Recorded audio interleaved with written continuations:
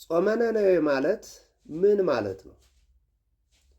የነነዌ ሰዎች በአንድ ላይ ከመጣባቸው መከራ፣ ከመጣባቸው ፈተና፣ ከመጣባቸው መቅሰፍት እግዚአብሔር እንዲምራቸው፣ እግዚአብሔር ይቅር እንዲላቸው ከንጉሱ ጀምሮ እስከ ሕፃን ድረስ አመድ ነስንሰው ሳይበሉ ሳይጠጡ እንስሳትም ምግብ ሳይቀምሱ 3 ቀን የጾሙት የጸለዩት ጸሎት ነው።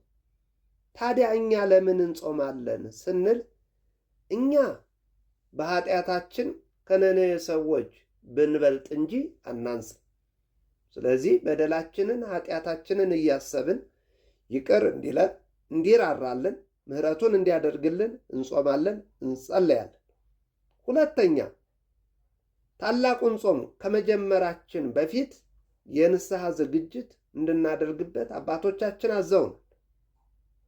ታላቁ ጾም ጌታችን መድኃኒታችን ኢየሱስ ክርስቶስ የጾመው 40 መዓልት 40 ሌሊት 3ቷን ቀን ጾመን ባሉት ሳምንታት የተጣላን የምንታረቅበት የንስሐ ዝግጅት የምናደርግበት ጊዜ ነው ማለት ነው። ሶስተኛ ዮናስ በአሳ አንበሪ ሆድ ውስጥ ሆኖ አምላኬ ፈጣሪ በሲኦል ሆድ ውስጥ ነኝ፣ አውጣኝ፣ ጨለማ ውስጥ ነው ያለሁት፣ ከዚህ መከራ አውጣኝ። ለዮናስ የአሳ አንበሪው ሆድ የጸሎት ትምህርት ቤት ሆነው። መከራ የጸሎት ትምህርት ቤት ይሆናል። ችግር የጸሎት ትምህርት ቤት ይሆናል። ምክንያቱም መከራ ሲመጣብን መጸለይ መጾም ያስፈልጋል ማለት ነው። ጾም ሰላም ላጣው የሰው ልጅ፣ ሰላም ላጣችው ምድር መድኃኒቷ ምንድን ነው ሲባል ጾም። ጾም የተበላሸውን የሰውን አካል የሚያስተካክል፣ የሚያሳምር፣ የሚያስውብ መዶሻ። በአንድ በዮናስ ስብከት ነነዌ ትጠፋለች።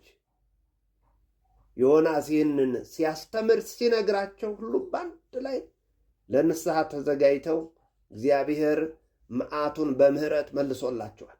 ዛሬም የተበላሸችው ምድር፣ የተበላሸው የሰው ሰውነት አካል የሚስተካከለው በጾም በጸሎት ነው። ይህንን ቪዲዮ የምትመለከቱ ለብዙ ሰው ሼር፣ ኮፕሊንክ በማድረግ አድርሱልኝ። ስለዚህ በመጾም በመጸለይ የሚገኘው ክብር ነው፣ ጸጋ ነው።